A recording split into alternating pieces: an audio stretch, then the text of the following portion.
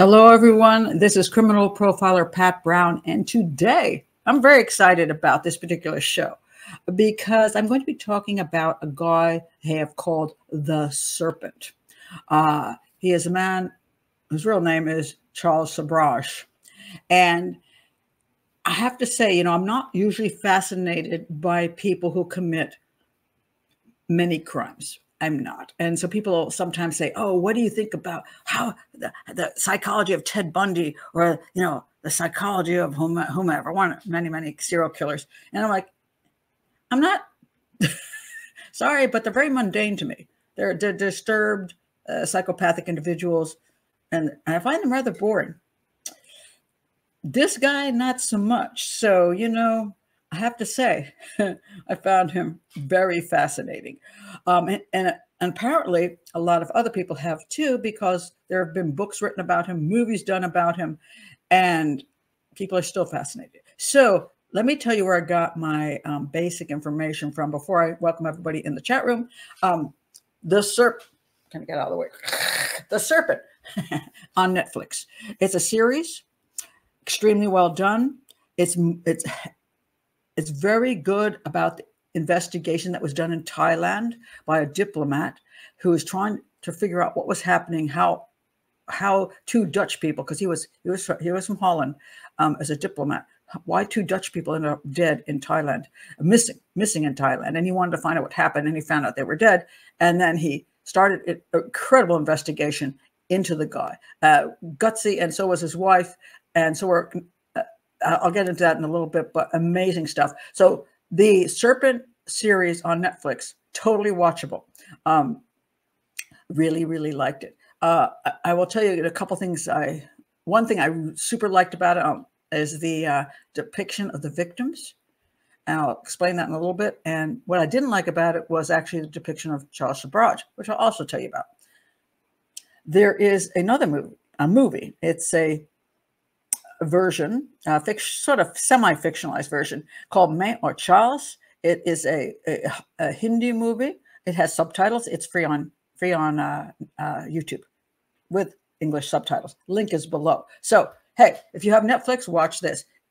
If you just go to YouTube, watch this movie. And this movie is about one particular aspect of his time in India when he escaped from prison. It's fascinating. This guy, and I'll explain a little bit later, is, I think, a great representation of the real Charles Sobhraj. I think he nailed it. There is one more link I have below, and I think you just got to watch it. You just got to watch it. It's called Sobhraj, or How to Be Friends with a Serial Killer. And there's a lot of tongue-in-cheek in this show. It's only an hour long. The link is below. It's on YouTube, but it goes through his crimes very quickly, but has a lot of the people that were involved. And I can't, even the opening is just, I think it's amazing. Opening makes me laugh in a sad way. Okay. It made me laugh because, I have a weird sense of humor, and so did they. And it actually has real interviews with Charles Sobhraj. And it's fascinating to watch him for real. Okay. And this is one of the few places you can find that. Great documentary. And I'm very picky about movies and documentaries and series and all this stuff. I'm kind of lethal on that. I'm a critic. But I figure my profession as a criminal profiler means at least I should have some, I should be able to say whether I think something is good or not, because the general public may look at these things and not see them from my eyes, which is okay, but see them, as entertainment. I want to point out, okay, aside from entertainment, is there any validity and any use for this particular documentary to be done, or movie based on, or is this just what I call murdertainment, which a lot of people who are victims of crimes and families of murdered victims call murdertainment, where they think you've gone past what is acceptable. There's a difference between Agatha Christie novels, Hawaii Five-0 original series only, and crappy in my opinion, stuff like Criminal Minds, which just exploits almost a slasher film mentality, and it just makes me kind of sick. So I have very strong views. You don't have to agree with them. A lot of people don't. I don't take it personally. Okay, so you can have your opinions. I don't have to agree with them. It's my show. Okay, so anyway, this fantastic documentary. I mean, and the funny thing about this, these shows is I actually was going to do this particular video like a month ago, and so I watched The Serpent on Netflix. I watched Charles, the Hindi film, and then I watched this, and then I got distracted because of all this stuff coming out of Delphi and coming out of Idaho, and I didn't get to it. So I actually went back and watched everything all over again. So believe me, I put research into my my videos, but I'm not here just to say which is a good documentary, which is a bad documentary. Actually, I liked all these, and this is unusual for me. I liked all three of these shows. I think they all have something different to offer. But my point here today is not to tell the entire story, because these do it way better than me, but to talk about, was Charles Sobhraj a serial killer? Because he's called one. And they say he's killed between 20 and 50 people, so he's a serial killer. And if he, you know, what kind of killer was he then? If I don't call him a serial killer, what was he? And what is so fascinating about the guy? You know, as far as police investigations, his methodology, I want to talk about that. So I will do short pieces from about the crimes he committed. But if you really want to see the stuff, hey, go to one of the three links. Go to all three links, because rarely do I promote everything. So anyway, let me go to, I want to say hello to people in the chat room. By the way, if you'd like to be in the chat room, my chat rooms are patron-only chat rooms. All my videos are open to the public because I want people to learn about criminal profiling and crime scene analysis, but I don't like having haters, bots, and crazy people and in my chat rooms, which just overwhelm everything and make it a mess. So my live shows are patron only. You can join in the link below with Patreon. It's $5 a month, and you get to be involved in all our live shows and our chats that are, we have weekly chats about crime. So where you can actually communicate with me better than you would on the YouTube comment page. But hey, you don't have to join that. Please do subscribe. This is an educational channel, and the subscriptions make a difference. Like the video, share it, hit the notification, the bell for notifications so you know what's coming up. You can also support the channel by buying one of my books below and hitting that little $sign. Click, and that helps too. All right, so who's in the chat room? And then I'm going to go to this case. But I do want to say hello. We have normally I do this on Sunday. Oh, wait a minute. Let me get out the promo behind me. I don't like to push too long on that. But normally, yes, I do this on Sunday, but this is Saturday because I'm leaving for Puerto Rico tomorrow. Oh, I know. It feels sad for me. I will be there 2 weeks, but no worries. The show will go on. I'll still be having my case in the next 2 weeks. Is 2 cases and 2 hangouts. So I'm not going to disappear off the radar. Okay, so who do we have here? We have Christine coming in from freezing cold Minnesota. Molly is here. Carrie is here. Lisa N is here. And Lisa N, I think you said something very interesting. Hi, everyone. I'm not usually interested in serial killers, but this might be the exception. And I agree with you on this. As I said, I mean, it's not that I don't watch movies about serial killers. I did watch the one about Ted Bundy with okay, somebody help me out here. 17 Again. Okay, Zac Efron. Because I watched 17 Again by accident. No, I'm 67, and he was supposed to be like, what, 17 in the show? But man, was he hot. He was such a cute, sexy little guy. Then you watch him in the movie done on Ted Bundy, and you think, oh, he's creepy. It's kind of a shame. But it was an interesting show. The one showed his great acting skills. So I did see that, and I'll probably do something on that at some point. But I'm not as fascinated by any serial killers as I am by this guy. So I'm with you there. So let's see who else is here. Angela is here. Joe is here. And Joe says, know nothing about this, which is why there are 3 links below. And if you are coming to the channel now and you're not coming to the live show, you can just stop this right now and watch one of these things, especially the documentary, which is just an hour long, because you'll at least understand who Charles Sobhraj was, and then come back. You know, that's the great thing about YouTube. You can just stop. You can put me on stop and go away and come back and finish the video later. I do that all the time. And some people don't seem to understand that. They're like, Pat, I don't have 2 hours of my life to spend right now. I'm like,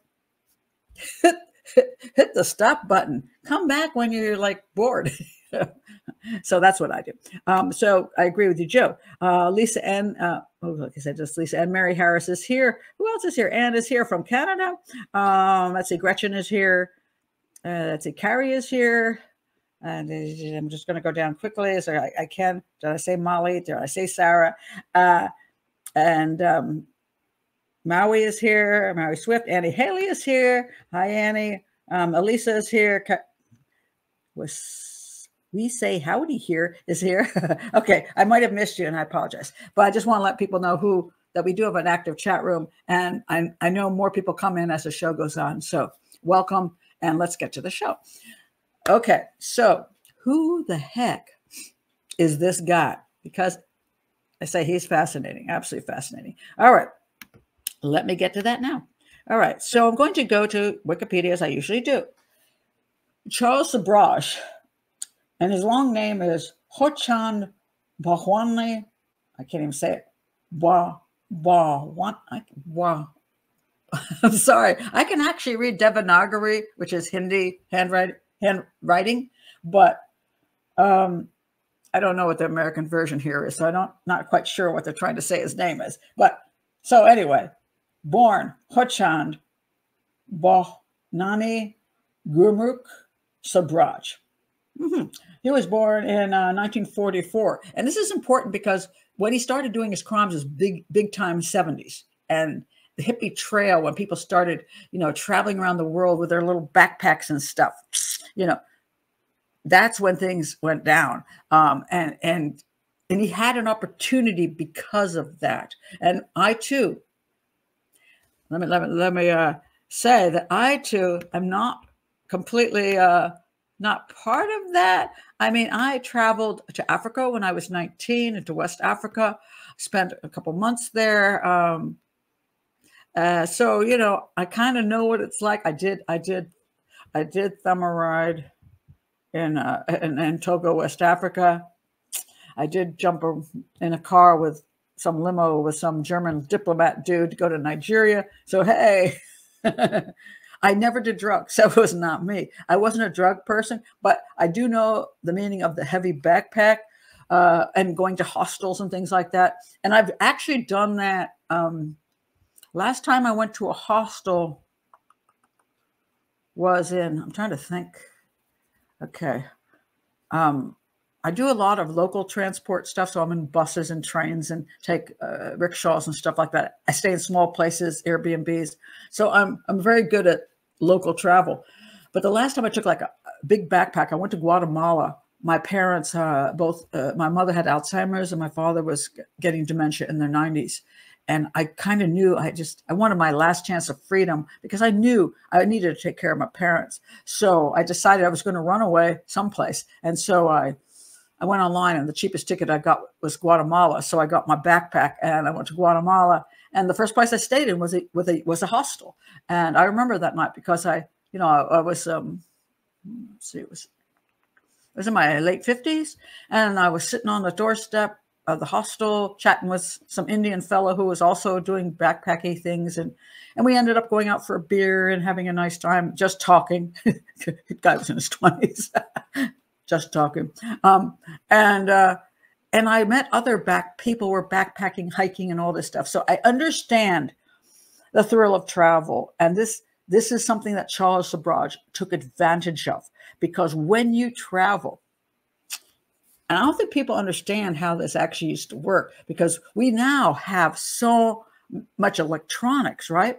So, for example, my son went to study in Chennai, India, in his 20s, and he would call me. He would call me on his cell phone as he was walking down the road. And I'm like, hey, where are you at? He's like, oh, I'm heading to college. I'm heading to college. I'm like, and I can hear all the noises. I can hear the street noises of India. And he says, I'm getting in the rickshaw now. And so he would be there in the rickshaw. He could he could do videos, and I could see him running around. That's not the way it was in the 70s, folks. So you have to understand how Charles Sobhraj took advantage of people. In the 70s, I went to West Africa. I was 19 years old. And it was probably, let me think here, 1973, I went to West Africa.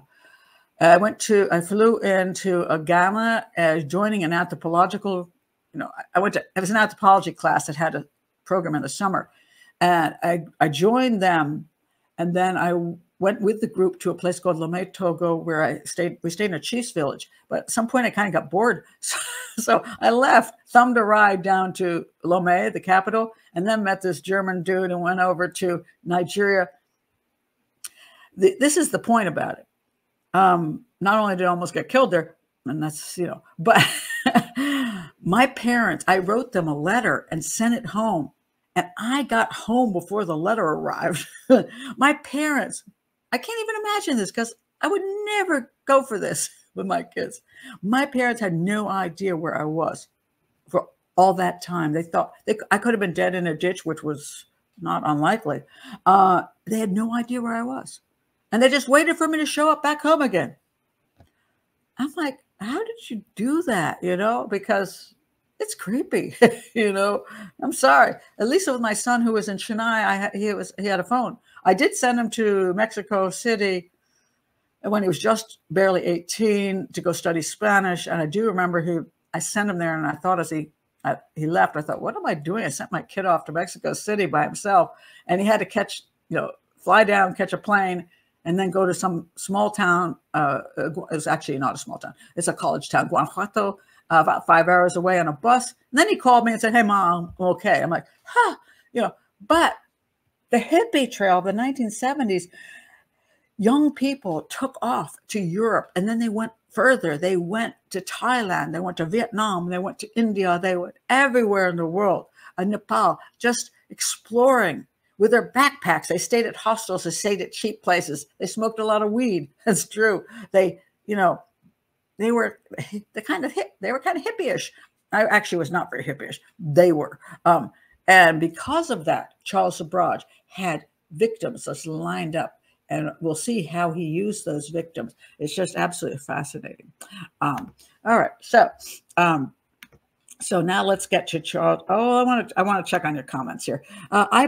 Gretchen says, I backpacked and hosteled across South America. Amazing experience. Totally get the travel vibe. Yeah. I mean, some people will say, and this is what Charles Sobhraj says. So this is fascinating. Charles Sobhraj found backpackers and hippies disgusting. He thought they were useless pieces of crap, that they didn't have any sense. They were easily manipulated, and they were easily available. And they were in countries where some of the, shall we say, police investigation systems weren't exactly the best. And also, they were strangers in the country, and they disappeared and ended up dead. So he didn't have a lot of respect for his victims. And this is important about victimology, because one of the things, and I'm going to say Charles Sobhraj right up front, let's face it, the guy's a massive psychopath, a brilliant psychopath, in my opinion, in certain ways, and an idiot in other ways. Don't overplay that he's any genius. He was good at certain things, but he was a moron in other things, as psychopaths usually are. But one of the ways he was able to kill his victims was simply had no feeling for them. He had no respect for them. And that helps a lot. And luckily for psychopaths, they don't have respect for anybody, but they will often pick a victim category. Like for example, incels. I know there's some incels out there that aren't murderers, but incel mass murderers, killers will say, women, it's the women's fault. They put me in this position. The famous saying is, the bitch made me do it. And then there's just other kinds of versions of victims, like, well, they're homeless, so they're just a problem for society anyway. So why does it matter if I knocked off 5 of them? I did a favor. Serial killers like prostitutes. Why? They can say to themselves and to society, well, I was just cleaning up the streets. That's not the real, none of these are the real reason, guys. This is just how to blame the victim, all right? So in Charles Sobhraj's cases, he just thought of these as dirty, drug-using losers. That was his opinion. And he didn't really give a crap. That was his excuse for not caring that he killed them. But yes, I was a traveler too. I wasn't much of a hippie, although I did have sometimes a backpack and took local transport. That I wasn't a drug user. So I was a bit different, but still, I love traveling. Oh, Carrie, my soulmate. I loved anthropology in college. Never went on a dig. Well, wait a minute. You're talking about archaeology or anthropology, physical anthropology or cultural anthropology. If you studied cultural anthropology and went on a dig, you might be following Charles Sobhraj, where his victims were. I also loved anthropology. I studied, that was my first studies in community college. And I studied cultural anthropology. And for me, my idea of cultural anthropology, I loved cultures, and I still do. I love to travel the world. But, eventually I realized that cultural anthropology wasn't about getting along with the local people and drinking beer in the cafe.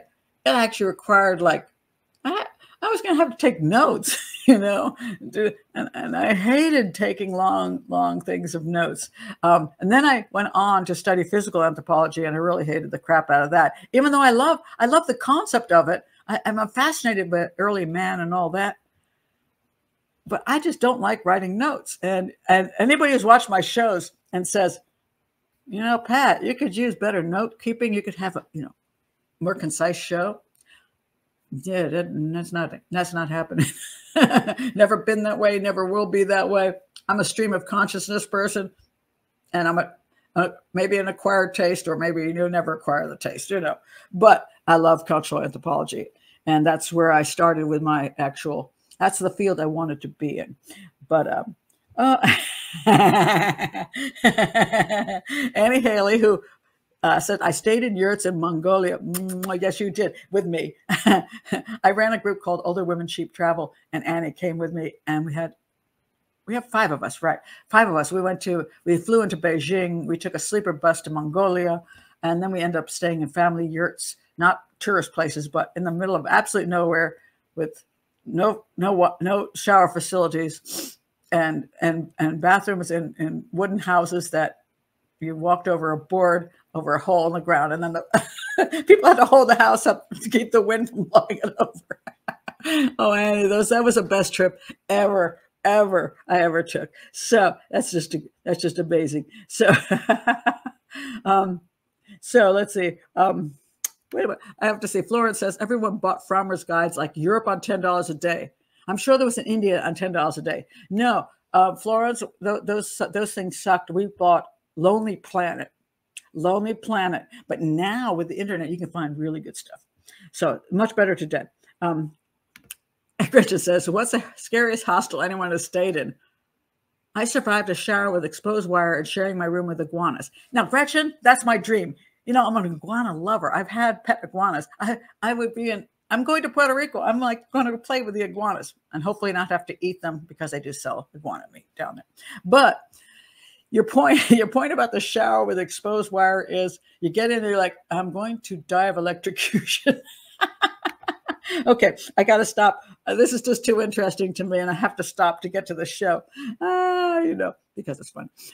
All right, so let's talk about Charles Sobhraj. I just wanted to understand his whole issue of how he ended up picking these backpackers, and and he particularly spent his time in India and Nepal and Thailand. Okay, these were the big places for him, because this is where so many hippies went to.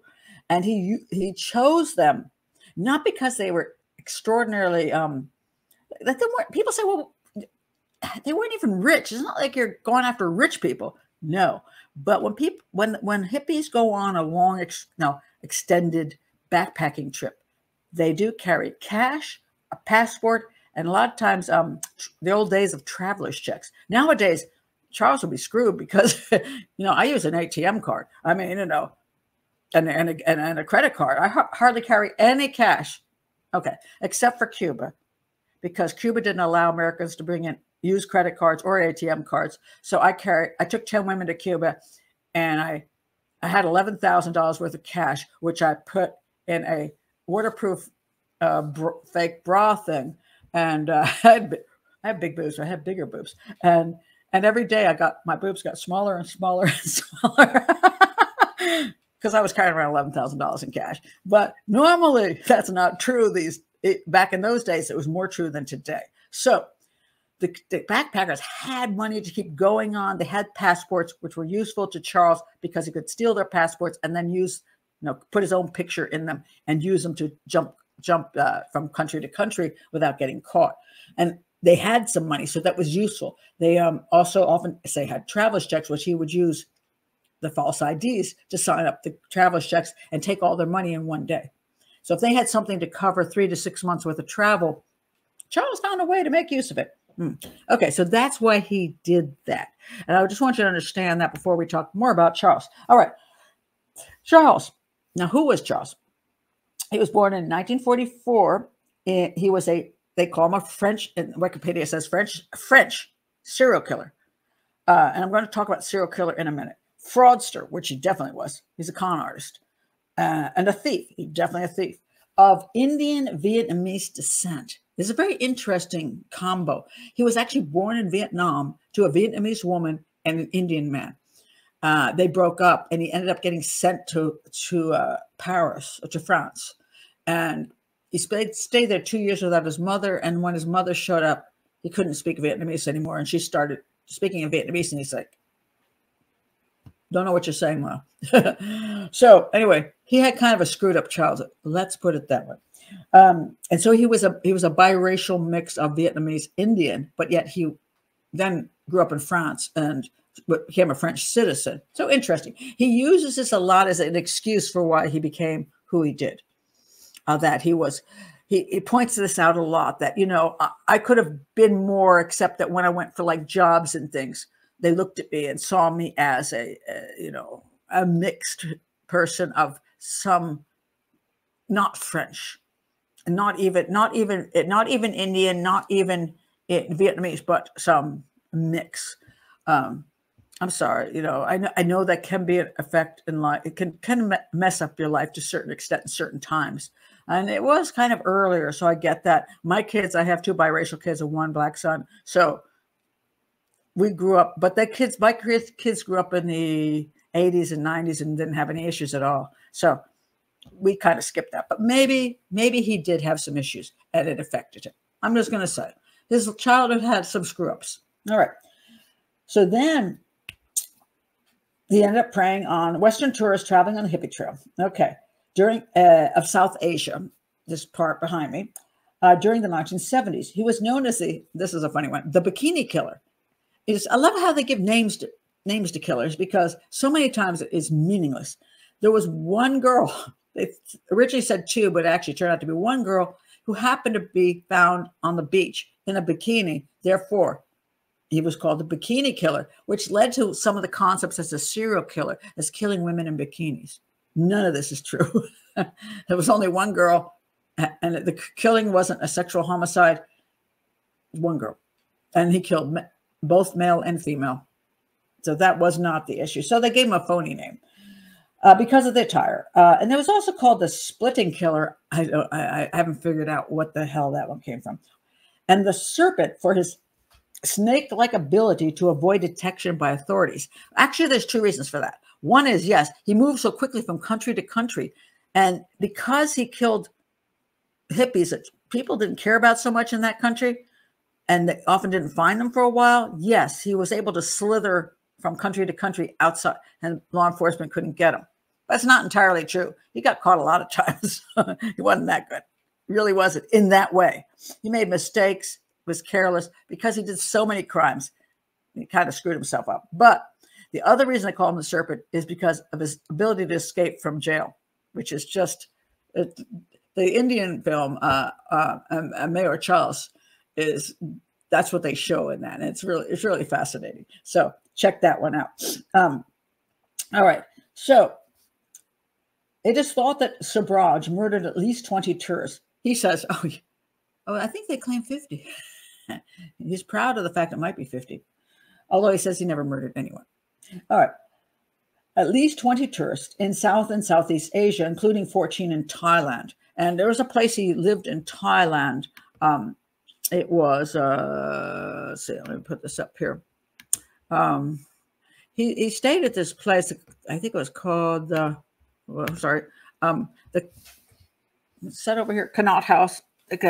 Yeah, there it is. I think it's the Cant House. I can't quite read it. But anyway, this is where he stayed. It's actually quite decent. And he brought a lot of the backpackers back to this location and controlled them with drugs, making them, I'll get into that in a minute. But so he had a whole bunch in Thailand he knocked off.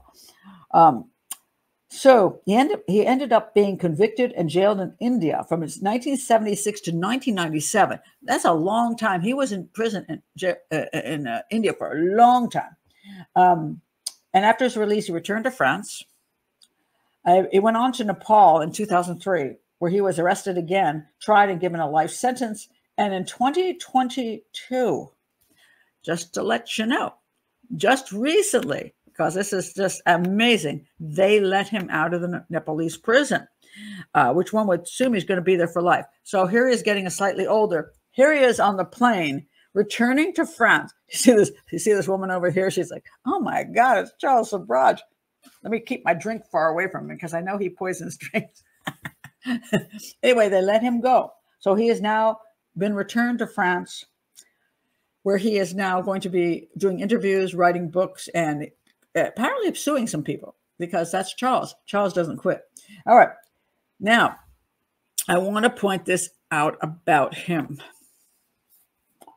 Described as handsome, charming, and utterly without scruples. He is a psychopath. And one of the reasons he was successful as a psychopath, and I think it's important to remember, that this is not a proper depiction, the Netflix depiction. He's too cold. He's creepy, but he's also cold. And I'm thinking, how many people are going to fall for what he has to say if that's his personality? How many women, and boy, he got women, are going to go for that? This guy was better at it in the Hindi movie, because he had his moments of being creepy, believe me, but he was also a little romantic, a little sexy and intelligent, and a lot of reasons you could say, you know, I could believe him, or I would be willing to stay at his house, or I'd be willing to party with him, or I'd be willing to be his girlfriend. I think this is extremely important, because we're talking about somebody who is able to manipulate people to a great degree for a period of time, as opposed to some serial killers who all they can do is, like Ted Bundy, say, "Can you help me put this in my car?" And that's a level of his ability to get somebody into his sphere before he kills them. This guy could get people to cooperate with him. He's a con artist, very good con artist. And that's important to understand. There's a difference between the way he behaves and the way most serial killers behave. So this is why, one of the reasons that he doesn't act like a serial killer. He acts like a con man, which is what he was: a thief, a con man, and a 100% criminal. Now, before I go into description of serial killer, well, let me do that description right now, because I want to get rid of. There's a lot of arguments of what is a serial killer, first of all, and you have to understand that people like to have absolutes. They do. They want to say, oh my God, this is a serial killer is this. And I know when I put up stuff, I get arguments from people. I don't know what kind of criminal profile you are, because you didn't even know what a serial killer is. Yeah. Because the FBI says, okay, the FBI says certain things. Doesn't mean the FBI is correct about everything. It doesn't mean that other people don't disagree with a label. And I'm going to give you the label. Okay. All right. This is from Wikipedia again, because Wikipedia is good for just having really basic information where you can then expound them. All right. A serial killer is typically, and they did that right, typically, a person who murders 3 or more persons. Now, mind you, I thought this for years. I said 3 is ridiculous. Why do you have to go to 3? Why isn't 2 good enough for you? And I argued this for years until the FBI finally came out with a report that said they had reduced it from 3 to 2. But don't listen to that television lady. What's actually in the report? Where they got it from. Okay, anyway. It's always amusing in a way. Okay, so the FBI did lower it to 2. Okay. With the murders taking place over more than a month, and I think that's bad writing because I don't know what over more than a month. So I guess a month apart is what they're saying. So that, in other words, it's not a spree. But serial killers do go on sprees, and I'm going to talk about that. And including a significant period of time between them. This is important. The point of a serial killer is that they have, what usually happens with them is they live this crappy life and they feel like losers, but then they manage to get a job or a girlfriend or whatever, get married. Time goes on, and then they do well for a while, and then things go badly. So they commit the next crime for the purpose of getting back the power and control they have lost in life. That's their purpose for the crime. So there's a lot of ups and downs in a serial killer's life under normal circumstances. Sometimes they lose it and go on sprees, but generally speaking, it is. They commit the crimes when they're in a slump, and it brings them back up, and then things go on, and then there's another slump. That's why there's these times in between. All right, so that's important. While most authorities set a threshold of 3 murders, others extended to 4 or lessen it to 2. So you see, here's the argument. And I want to point out again, just because people disagree doesn't mean that that guy's absolutely right and that person's absolutely wrong. We don't have to hate one expert or the other because we disagree with them. You know, I personally am good with 2. And I also have a thing called a suspected serial killer. When I find a woman raped and murdered in the bushes, I'm going to say suspected serial killer for the purposes of proper investigation, not because I can prove it. But if the woman it's not a staged crime by her husband who's trying to pretend a serial killer did it. If it's not a staged crime and a woman's walking home from the bus and somebody grabs her and pulls her into the bushes and rapes and murders her, I'm going to say it's probably a serial killer. I don't need 2. 1 is good enough for me. So call him a suspected serial killer and look for other crimes in the vicinity that might be connected, because then you might be able to identify the guy and stop him from going on to the next one. I think it's important for investigation purposes, not because I have to be right about whether he really is a serial killer. All right. Okay, now the next part is very important. Psychological gratification is the usual motive for serial killing. This is extremely important. It's psychological gratification. And it says here also, and many serial killers involve sexual contact with a victim because that's a methodology of getting their psychological gratification. So serial homicides are not necessarily, they don't have to include rape or sexual assault. They don't. However, sexual assault and rape is usually there for like most serial homicides because it's such a great way to get power, control, domination, humiliation, all of that rolled into one. Because if you're picking a woman as a target, raping her is like the #1 way to prove to society what you can do and prove to that woman what you can do. So a lot of these guys can go home and have sex with their wives. It's not like they can't get sex. This is not an incel crime because they have sex. And this is where people get really confused. So we have some theories at the moment because of Idaho. Oh, if a guy uses a knife, it represents a penis. I'm like, oh, for God's sakes. So they can't get over the fact that a person can commit a crime without sexual concept behind it. In other words, it's still a sexual crime, even though there's no sex.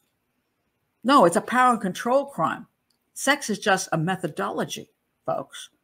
You know, as I point out with, if you're going to call a knife a penis, you might as well call a strangulation a vagina. How stupid can you get? So no, that's not it. That's some psychological Freudian crap. What's important is why the guy commits the crime. In serial homicides, even if there's not sexual assault like David Berkowitz, son of Sam, it is a personal psychological gratification of me and those people. Look what I'm able to do. The crime itself is the purpose.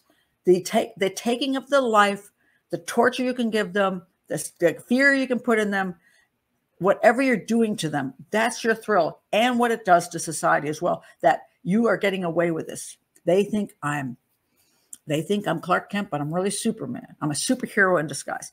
That is a serial killer. Okay? Now, there are people who commit more than one murder, and I don't consider them necessarily serial killers. And who are these people? Well, spree killers. Some people are on the run from the police, and they kill people because they need to steal their car, steal their money, or whatever.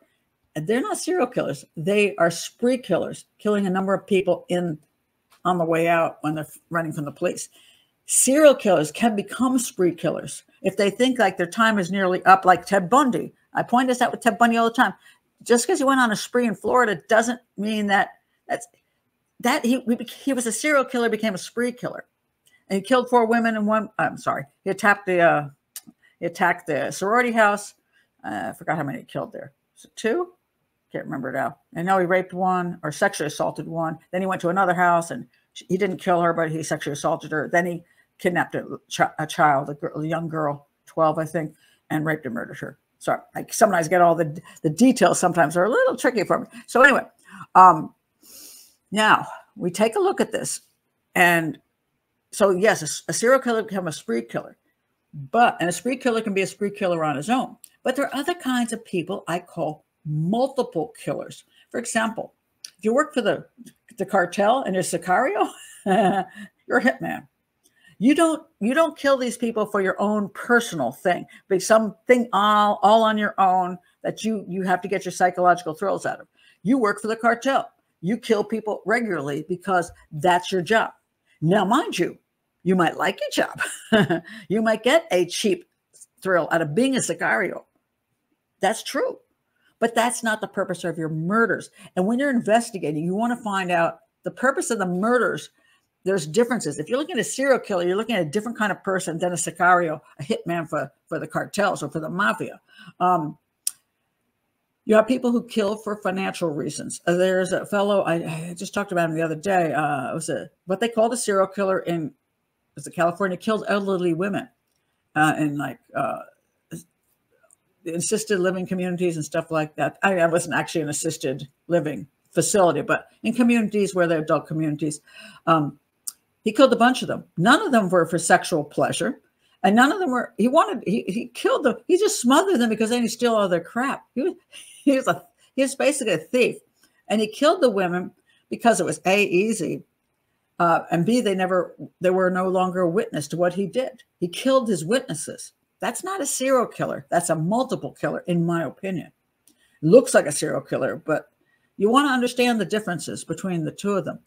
This guy, in my opinion, is a multiple killer, not a serial killer. None of his crimes that I've seen have anything to do with just a personal, private kind of thing that he's got a low point in his life. He needs to bolster himself up by killing somebody. I don't see that anywhere here. This guy is a con artist and a thief, and he killed people because they've gotten his way. There were witnesses, accidentally killed a number of them because he overdosed them when he was stealing their crap and their passports. So I put him down as a multiple killer. I don't even think that is an actual term, but I'm going to make it a term, multiple killer, and multiple killers can be, in my opinion, hitmen / sicarios, thieves, those kind of people. And they have a very different personality and a very different methodology than a serial killer. So I don't know that we have to have those be put together. So when they say, oh, my guy's the most, a serial killer. No, he really wasn't a serial killer. he really was a multiple killer. And so we'll look at some more of his crimes and see how this guy operated, which is absolutely fascinating. And I'm going to stop here just for a minute to catch your comments on serial killer versus something else. Wait a minute. Somebody's talking about a confounding case. What are you talking about? Okay, I'm going to have to go back to check on some of these cases that you think would be interesting, like Zodiac. The state of mind it takes to commit these crimes boggles my mind. Well, what state of mind is this guy? And let's look at him. Let's look at this guy for a minute here. Okay, so let's go back to Charles Sobhraj. Now, interesting, when he was in France, one of the things that's very important about this guy is he started his crimes very young in age. All right, so let's go back to France. All right, when he went to France as a teenager, he began to commit petty crimes. He received the first custodial sentence for burglary in 1963, serving a sentence at a prison near Paris, which I can't pronounce, so I won't do it. While in prison, and this is interesting, Sobhraj manipulated prison officials into granting him special favors, such as being allowed to keep books in his cell. Around the same time, he met and endeared himself to Felix Descornier, I'm maybe pronouncing that wrong, a wealthy young man and prison volunteer. Watch out, prison volunteers. You're such suckers.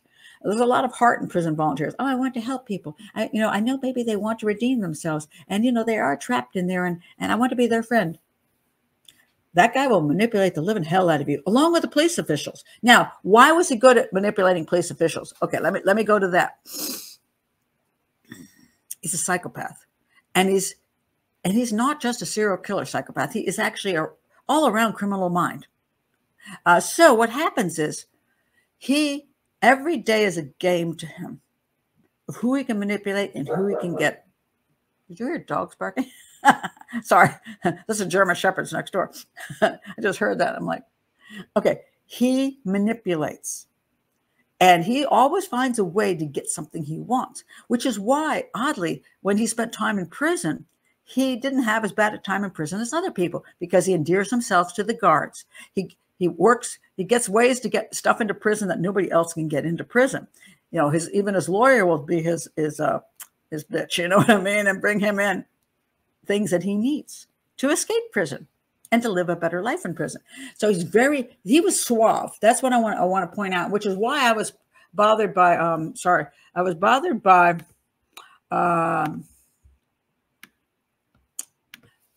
bothered by his persona in the movie and the Serpent from Netflix. I don't have a problem with the whole movie in general. It's great.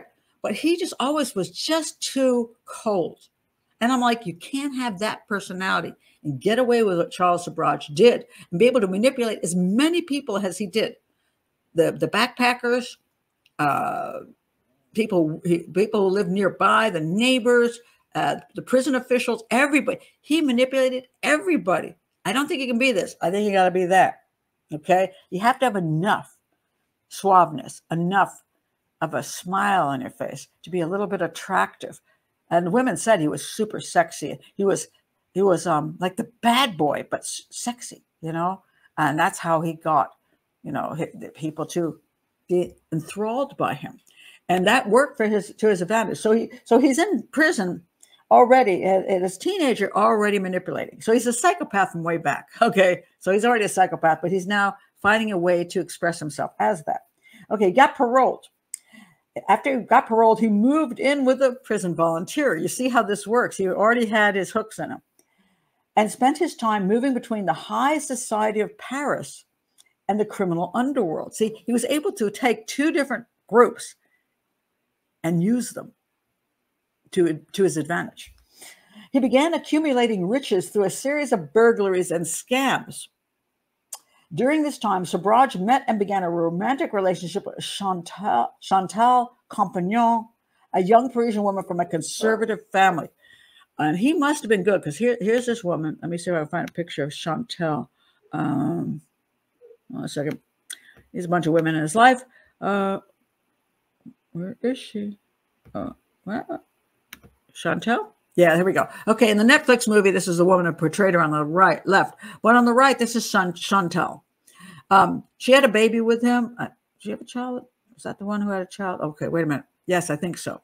Um, she, even though from a conservative family, and he was the bad boy, it wasn't like he hid the bad boy from her. It's like that he had this appeal, this sexy, there's something about him, like an animal appeal to women. He did, and he played it. All right, so what happened with her? She was a young, he proposed marriage to her, but was arrested later the same day. So, proposal in the morning, arrested in the afternoon, that's Charles Sobhraj for attempting to evade police while driving a stolen vehicle. This is one thing about Charles Sobhraj, which you have to understand. When people get caught, and he did get caught a lot, was because although he could get away with a whole bunch of stuff, he was a type of guy who liked to live on the edge. He didn't mind a cheap thrill and just doing stuff and doing it quickly. That's the way he was. So it was easy for him to maybe put himself in positions where he could get caught. So he got caught. He was sentenced to 8 months in prison. Remember, he'd already been there, so it was a second timer. Yet Chantel remained supportive throughout the entirety of his sentence. Women, you're married to a psychopath. Oh, she wasn't married. She was just, well, she wasn't. I don't know. Did she accept the ring yet? Here she is. She already knows the guy's a criminal. He's already been in prison once, and she hooked up with him anyway, right? Then he steals a car. She stays hooked up with him. So I'm sorry. I know the guy, you might have fallen in love, and the guy might be attractive and hot in bed. Apparently he had some good things going for him. I did see a photo, which actually was on YouTube, which was surprising. I think it may be in that documentary. And I'm like, a pornographic one. And I'm like, oh, maybe it's something to offer. Okay. So anyway, but she stays with him, right? Sobhraj and compagnon were married upon his release. So she waits the 8 months out and marries the killer. I mean, sorry, at that time he was just a criminal.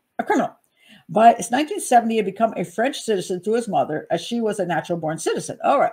Sobhraj, along with the pregnant compagnon, left France in 1970 for Asia to escape arrest. Oh, wait a minute. Was he back to committing crimes again? I guess so.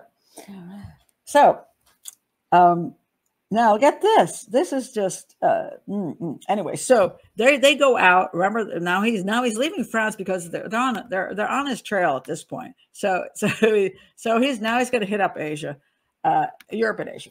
All right. So they go through Eastern Europe with fake documents. So he started out with the fake documents pretty early on, robbing tourists whom they befriended along the way. Sobhraj arrived in Bombay, which is now Mumbai in India, which is about here in India. Later the same year, Chantal gives birth to a baby girl, Usha, in the city. In the meantime, Sobhraj resumed his criminal life, which, wait a minute, he didn't resume anything. He was criminal the whole way to Mumbai, and he's still criminal. Okay. Running a car theft ring and smuggling operation. The guy's an I mean,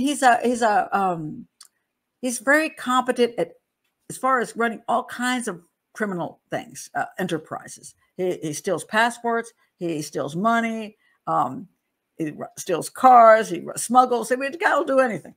All right. He's a total criminal mind. All right. Then Sobhraj's growing profits went toward his budding gambling addiction. So now you see this guy likes to live on the edge, the thrills. So he's a gambler, which is one of the reasons he needs to get money quickly so he can then go gamble it. So, yeah. In 1973, Sobhraj was arrested and imprisoned after an unsuccessful armed robbery attempt at a jeweler's at Hotel Ashoka. So in Mumbai, he did this jewelry attempt and he screwed it up. However, Sobhraj was able to escape. He's a big escape artist with his wife's help by faking an illness. So this he started out with, he's very good. He's very good with drama, So, oh my God, I'm sick, blah, blah, blah. Anyway, he got out of there. But he was recaptured shortly after. Sobhraj borrowed money for bail from his father. Okay, Daddy, don't give your son bail. He's just an all-out criminal. Don't help him out. And soon afterwards, he fled to Kabul. So now he's in Afghanistan. Where Afghanistan went to? Go to. It's up here. Anyway, he went to Afghanistan. So they're the couple. So now he's still with his wife. Began to rob tourists. Oh, his wife is the supportive wife. What kind of woman was she? And people try to present women always as this, oh, she couldn't help herself. I'm sorry. You knew he was a criminal when you hooked up with him. You knew he was a criminal when you married him, because now he committed another crime. And then you actually fled with him and helped him rob tourists. And now you got him out of prison illegal, you helped him escape prison. And now you're in Afghanistan. What are you doing? Oh, yeah. Let's see. You're robbing people on the hippie trail. This is where the hippie trail started. Robbing people on the hippie trail, and then were arrested again. Sobhraj escaped in the same way he had in India, feigning illness and drugging the hospital guard. See, he was really good with using drugs to incapacitate people. Sobhraj then fled to Iran, leaving his family behind, because he's a great guy. All right, his wife, though still loyal to Sobhraj, wished to leave their criminal past. Maybe she doesn't want to go to prison again. I don't know. And she did have a kid, but, and returned to France, vowing to never see him again, which is, she's still supported him. So it's fascinating stuff there about women and their criminal men. Sobhraj spent the next 2 years on the run, using as many as 10 stolen passports. So this is one of the things he did, was that in order to keep one step ahead of the police a good portion of the time, that's why he robbed the hippies that were backpackers and stuff, because it was easy to get the passport off of them and then take their passport, slash a picture out, put his own picture in, and jump to the next location.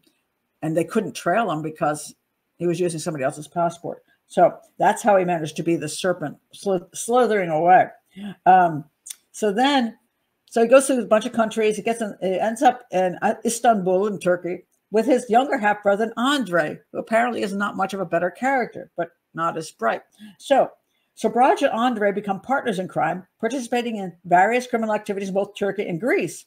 The duo were eventually arrested in Athens after an identity switch hoax, which went awry, probably because he made it go awry, because he probably doesn't give a shit about his brother. Sobhraj managed to escape, but his half-brother was left behind. Andre was handed over to the Turkish police by Greek authorities and served an 18-year sentence. Thanks, brother. So anyway, now what happens?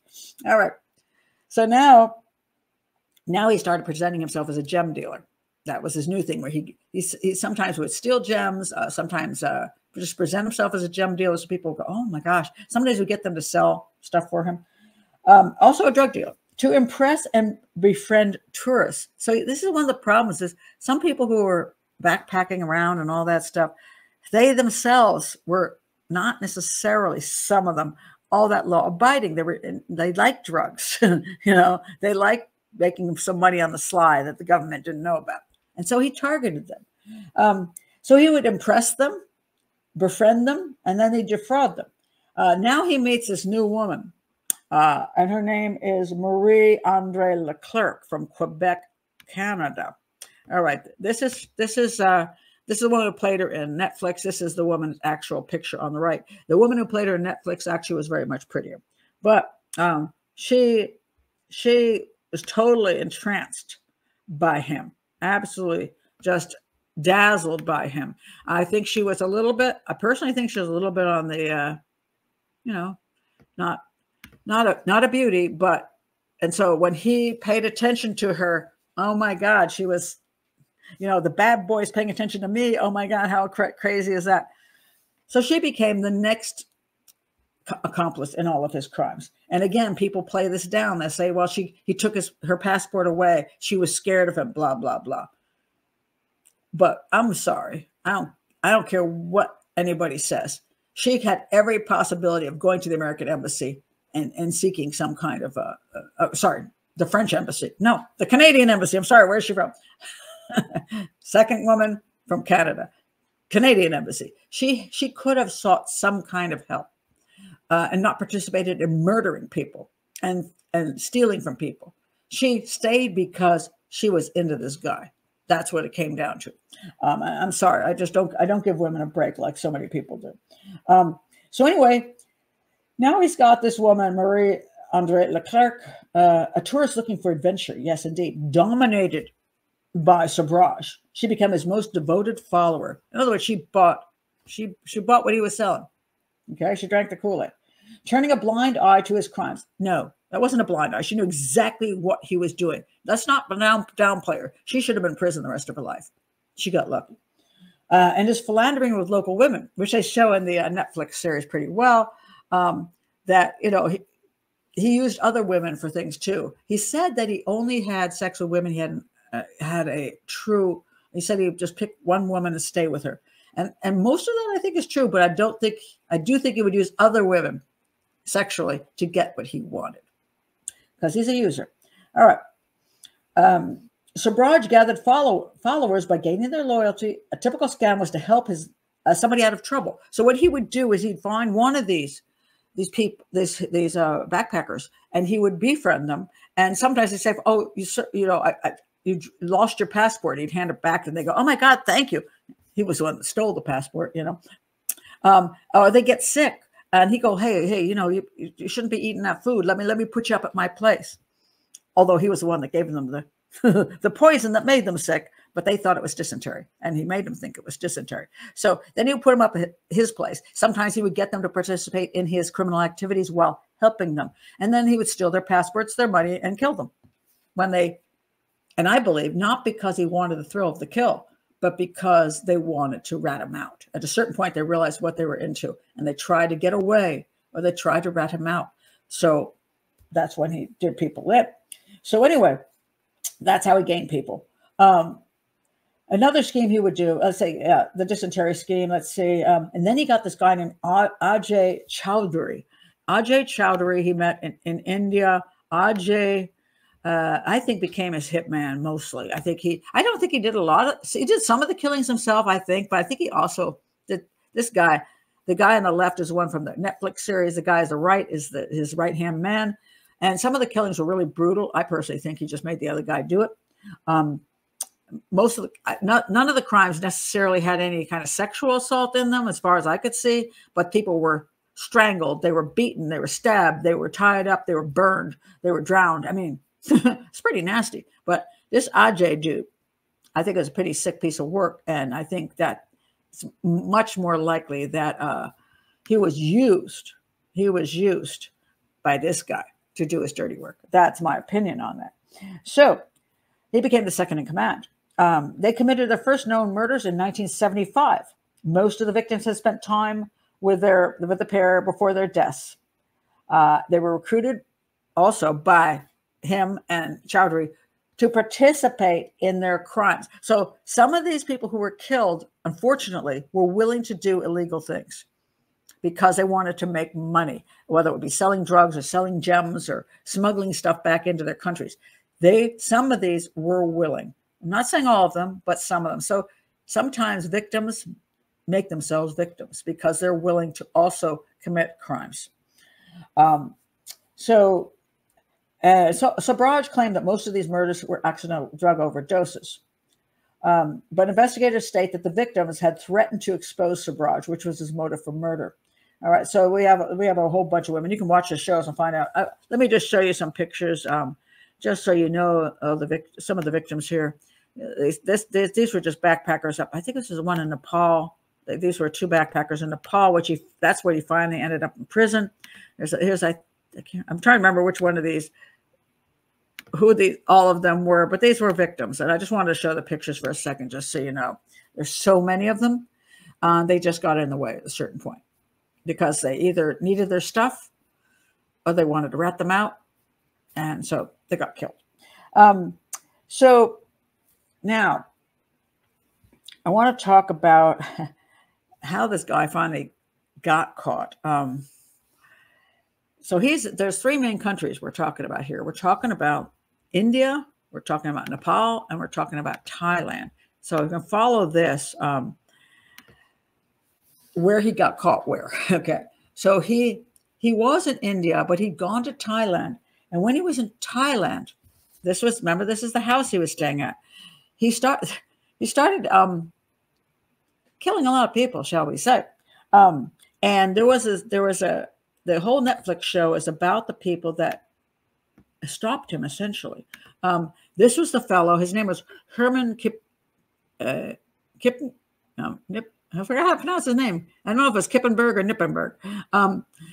They did a pretty good job of finding a guy that looked just like him. Amazing. Anyway, he was a diplomat of the Dutch embassy, and he began to believe that that the Dutch couple had been killed by this fellow. And he started investigating, did a great job. His wife also investigated along with him. It was amazing. There was also a Belgian diplomat who helped, and everybody else was pretty much a pain in the ass. Oh, and then the neighbor of Sobhraj, Nadine Gires, she was really one who cooperated hugely in getting evidence. It was absolutely amazing. I just want to point out, this is the one guy that escaped, Dominique, who was a very handsome fellow, and so was the guy who played him. And who was this? Oh, no, it's Chantel again. Okay, so he's in Thailand, does all this stuff. Eventually, he does get, finally get Interpol involved in everything, and they bring him in. And while he's in there getting essentially questioned, he just walks out the door, or I don't know what, or bribes somebody. I don't know what the story on that is, but he escapes Thailand. And he goes, now they were looking at murder charges in Thailand, like I think 12 people. He goes to India. All right, now he's in India, okay? And what he does in India, let's see, what happened here? Okay, so he's, let's see. I'm trying to figure out where he runs around a lot, so it's hard to keep track of it. But all right, so now he's in New Delhi, India. Okay, so while he's in New Delhi, India, he gets some more women to cooperate with him because he gets women. I mean, women like him. Even the girlfriend who's still with him, right? She's okay with other women helping out. You know how that is. Anyway, so he got supposedly got. So he had a tour group of French postgraduate students that accepted them as tour guides. Wait a minute, hold on a second. Oh, sorry, wait a minute, hold on. All right, take that back. He got 3 women to cooperate. So now he had 4 women and him. And you know, when you get women to work with you, you look safer. And be careful, folks. You know the old story where you're hitchhiking and the car that pulls up has a male driver and a female in there, and you go, oh, it's going to be safe. I'm not going to be murdered by the guy. And then you find out that that's his wife and she's sick of him and he wants her to help get a slave, and they go back to the house, and you end up in prison in a basement or in a box, and the wife is like, oh, good, I don't have to deal with my husband anymore. So don't trust women just because, you know, this guy's with a woman doesn't mean he's safe. So he had 4 women now, you know, and they tricked a tour group of French postgraduate students into accepting them as tour guides. So they're going to give them a tour around the city. Sobhraj drugged them by giving them poison pills, which he told them were anti-dysentery medicine. And when the drugs took effect, more quickly than anticipated, the students began to fall unconscious. Actually, I can't quite figure out the story. Some of it was supposedly happening in a hotel. Some of it was outside. I don't know. The story's a little confusing here. But anyway, they apparently fell out sooner than he planned. So Sobhraj was grabbed by some guys and turned over to the police. All right. They all went to jail in New Delhi. 2 of the women tried to commit suicide. Didn't succeed, but they tried. And meanwhile, Leclerc, his girlfriend, is there, and he is there. All right. Now, what happened when he was in prison in India? Again, he's very clever. So he bribes everybody. He's very good at that. He has an ability to do that. So he was bribing people. He was living comfortably in jail. He turned his trial into a spectacle. You know, he had precious gems he had smuggled in, so he was using those to like get everything he wanted so he could have a nice life when he was in jail. Finally, he ends up getting sentenced to 12 years in prison. He fails. The trial does get him. Meanwhile, Leclerc is the girl, the woman. She was also sentenced. She was loyal to him, but then they let her go home to cancer when she developed ovarian cancer. Home to Canada when she developed ovarian cancer. And so, there's that picture I have of her.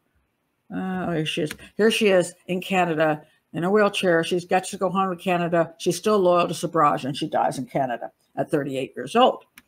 But what happens to Sobhraj? All right. So he was really bribing the crap out of the prison, right? So he was getting television, gourmet food, because he loves only 5-star food, you know. befriended the guards and the prisoners. He gave interviews to Western authors and journalists. Okay, so anyway, he's having a good time. But here's the problem. All right, all of a sudden, one day, he escapes prison when he's almost free. Now you ask yourself, the guy is about to be freed from prison. Why in God's earth? Why would he escape prison when he's about to be freed? Because if they catch him, he's then going to have a long prison sentence when he's almost free. And the Indian movie, Mayor Charles, is about his escape from the prison and why he did it. Now, you know why he did it? Guy uses his mind. Thailand had extradition. And if he completed his sentence in India, it was still early enough for him to be extradited to Thailand and stand trial for those 12 murders. And he would then get a death penalty because they have death penalty there. They would have executed him. So what he did was escape prison, run around for a little bit at the beaches of Goa, India, have a good time, and then get caught again, put back in prison, and stayed there enough more years for the let's see, the time to expire. Let me find it here. Let's see. Okay, let me explain how he got out of there, by the way. So what he did was he threw a big party in his 10th year in prison, drugged everybody, the fellow inmates and the guards. He actually made all this food, drugged them with sleeping pills, and walked out of prison.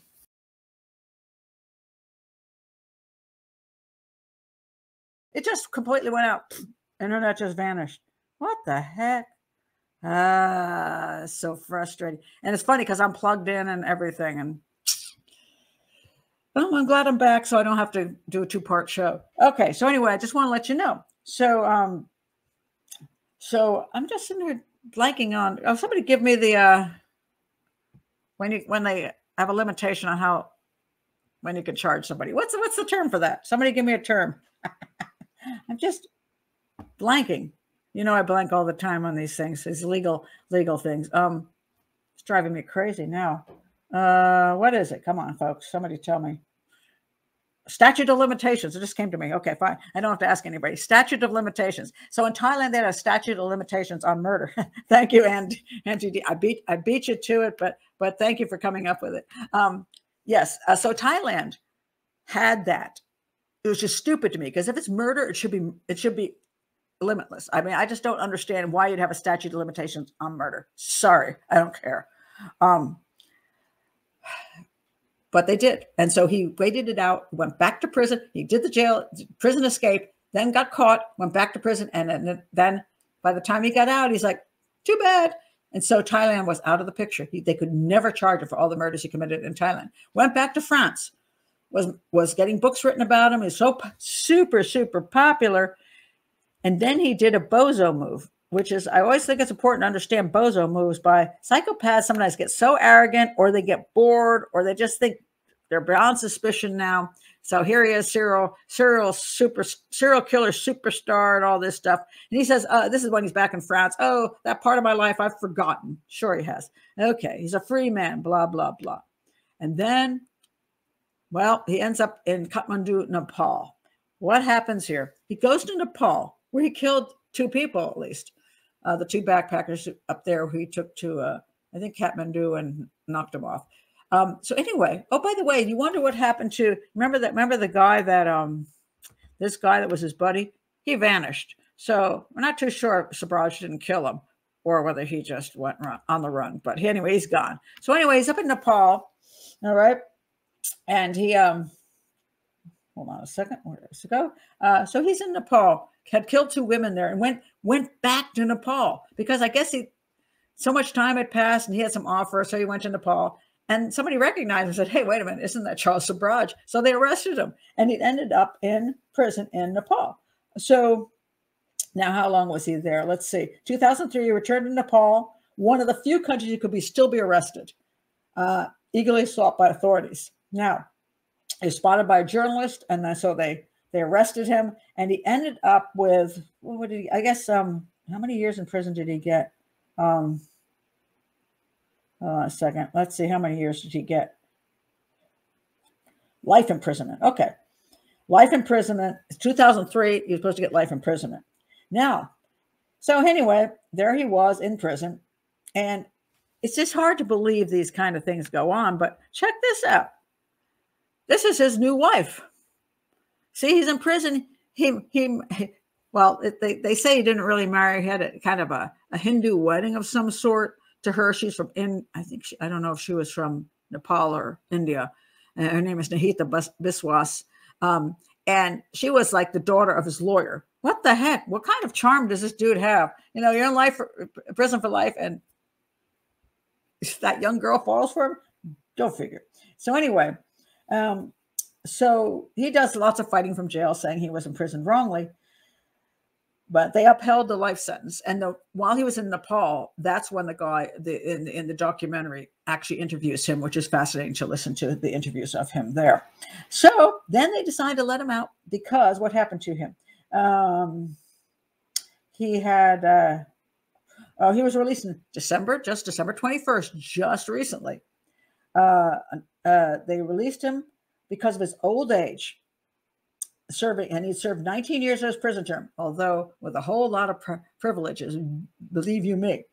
And he was ordered to leave the country in 15 days, so he returned to France, and that's where you see this lovely picture of him, you know, on the plane, which just kind of amuses me, because there he is coming home to France, and he's not in bad shape, because when he starts walking through the airport, he's really moving.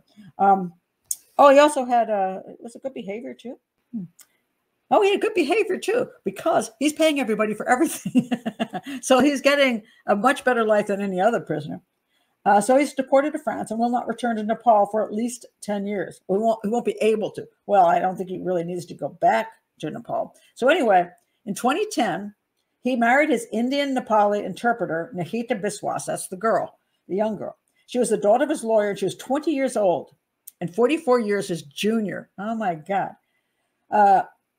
They said there's no real proof of the marriage, but she told the media that his gaze and his eyes were mesmerizing and that his French charm had done everything. In 2017, she was still with him 7 years later, even though he's in prison. She donated blood to save him during an open heart operation. This guy, I mean, oh my God, even at this age, in prison and a killer of many, many people, he still has some kind of personality that is very alluring to everybody, not just women, alluring to men as well. They can't wait to hang around him. That, you know, and in his lifestyle, he was good. Also, understand that he made money or stole money.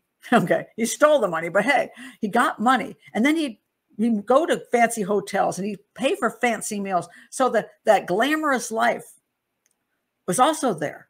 So even though you were hooking up with him as a backpacker, you might get to go to a really nice hotel room and get a shower and go swim in the pool, and you get fancy drinks, and and people are so enamored by this kind of I guess what they don't normally get in life, that they didn't have to work to then save up the money to get there. In other words, if you're going to go out to a really great 5-star restaurant, and each meal costs $100 and the drinks cost $30, and you're going to be treated extraordinarily well, by the time you walk out of there, you and your companion, you're down $500, Now, to get that kind of money in normal life, you have to work really hard, and then it's stressful because you think, man, is this worth it? Is this worth it? But somebody else pops out of the woodwork and says, hey, come with me. Hey, get anything you want.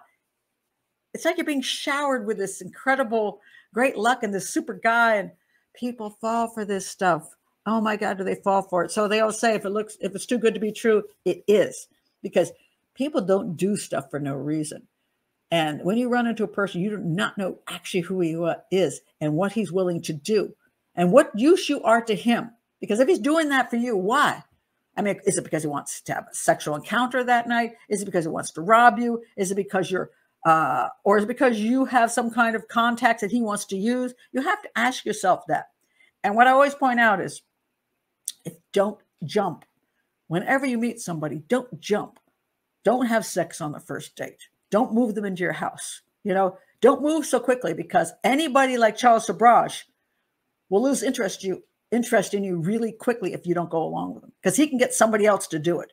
So he's not going to waste time buttering you up for months. He'll give you a couple hours and that's about it. Then he'll find somebody else.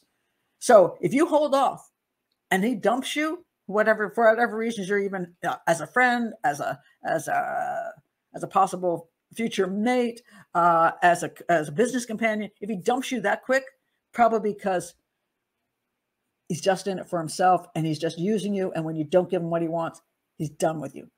And so that to me is one of the most important things you can learn from this guy. Just because he's charming, don't fall for that stuff. And don't go with people you don't know and don't have control over your own circumstances. And I've traveled a lot, so I'm really aware of how people can invite you into their homes. They can invite you out and they can do all these things. But there's often a catch to it. And when you're in another country, you don't have a lot of support and you don't have connections to people and you could just vanish really quickly and end up in a ditch someplace.